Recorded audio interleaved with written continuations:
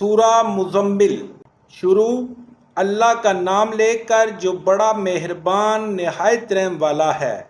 اے محمد صلی اللہ علیہ وآلہ وسلم، جو کپڑے میں لپٹ رہے ہو، رات کو قیام کیا کرو مگر تھوڑی رات، قیام آدھی رات یا اس سے کچھ کم یا کچھ زیادہ، اور قرآن کو ٹھہر ٹھہر کر پڑھا کرو۔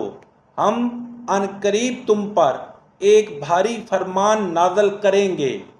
کچھ شک نہیں کہ رات کا اٹھنا نفس بہمی کو سخت پامال کرتا ہے، اور اس وقت ذکر بھی خوب درست ہوتا ہے۔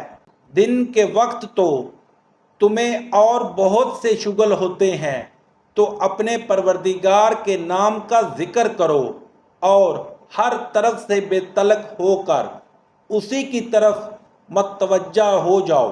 وہی مشرق اور مغرب کا مالک ہے، اور اس کے سوا کوئی معبود نہیں، تو اسی کو اپنا کارساز بناؤ۔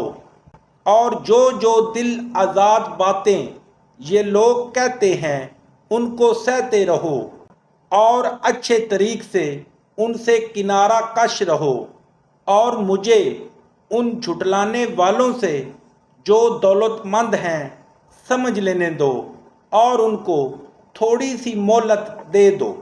کچھ شک نہیں کہ ہمارے پاس بیڑیاں ہیں اور بھڑکتی آگ ہے، اور گلو گھیر کھانا ہے، اور درد دینے والا عذاب بھی ہے۔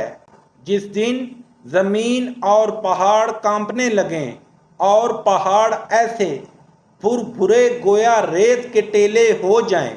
اے اہل مکہ، جس طرح ہم نے فرعون کے پاس موسیٰ کو پیغمبر بنا کر بھیجا تھا، اسی طرح تمہارے پاس محمد رسول بھیجے ہیں، جو تمہارے مقابلے میں گواہ ہوں گے۔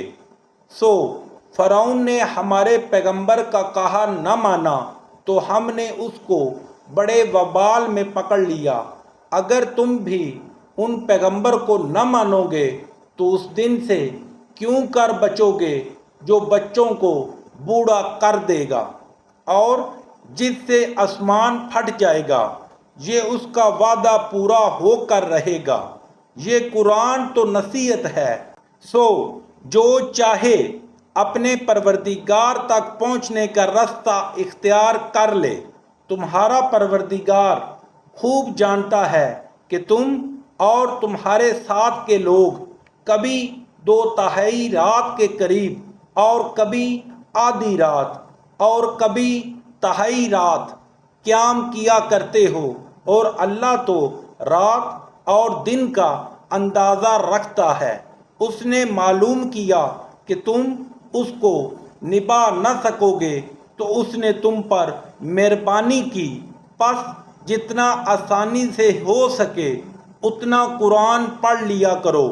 اس نے جانا کہ تم میں بعض بیمار بھی ہوتے ہیں، اور بعض اللہ کے فضل یعنی معاش کی تلاش میں ملک میں سفر کرتے ہیں، اور بعض اللہ کی راہ میں لڑتے ہیں، تو جتنا آسانی سے ہو سکے اتنا پڑھ لیا کرو، اور نماز پڑھتے رہو، اور زکوٰۃ ادا کرتے رہو، اور اللہ کو نیک اور خلوص نیت سے قرض دیتے رہو، اور جو نیک عمل تم اپنے لیے آگے بھیجو گے اس کو اللہ کے ہاں بہتر اور صلے میں بزرگ تر پاؤ گے، اور اللہ سے بخشش مانگتے رہو، بے شک اللہ بخشنے والا مہربان ہے۔